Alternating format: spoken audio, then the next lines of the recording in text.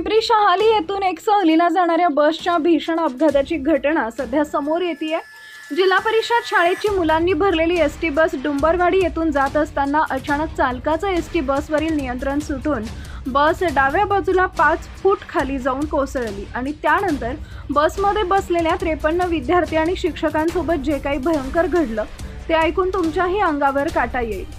नेमकं काय घडलं ते पुढे बघा। त्या अगोदर आपल्या चॅनलवर नवीन असाल तर चॅनलला सबस्क्राइब जरूर करा, जेणेकरून अशा प्रकारच्या अपडेट्स या तुमच्यापर्यंत पोहोचत राहतील।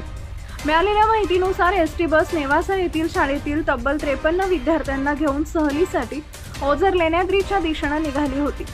बसमध्ये विद्यार्थी, शिक्षक व इतर कर्मचारी असा एकूण मोठा ताफा होता।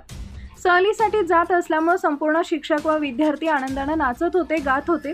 तेव्हाच अचानक जो काही भयंकर प्रकार घडला त्याने संपूर्ण महाराष्ट्र हादरलाय। नगर कल्याण महामार्गावरून प्रवास सुरू असताना डुंबुरवाडी परिसरात वाहनाचा वरील ताबा सुटल्यानं सांगितलं जात आहे। बस वेगात असल्यानं ती रस्त्याच्या कडेला असलेल्या छोट्या पुलाच्या भिंतीवर जाऊन आदळली आणि त्यानंतर बसमध्ये सगळीकडे आरडाओरडा सुरू झाली।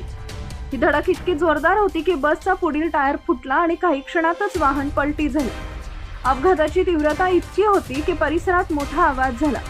बस पलटी झाल्यानंतर विद्यार्थ्यांमध्ये एकच गोंधळ उडाला। अपघात होता स्थानिक नागरिकांनी तात्काळ घटनास्थळी धाव घेत मदत कार्य सुरू केले। बसच्या मधून विद्यार्थ्यांना बाहेर काढण्यात आलं।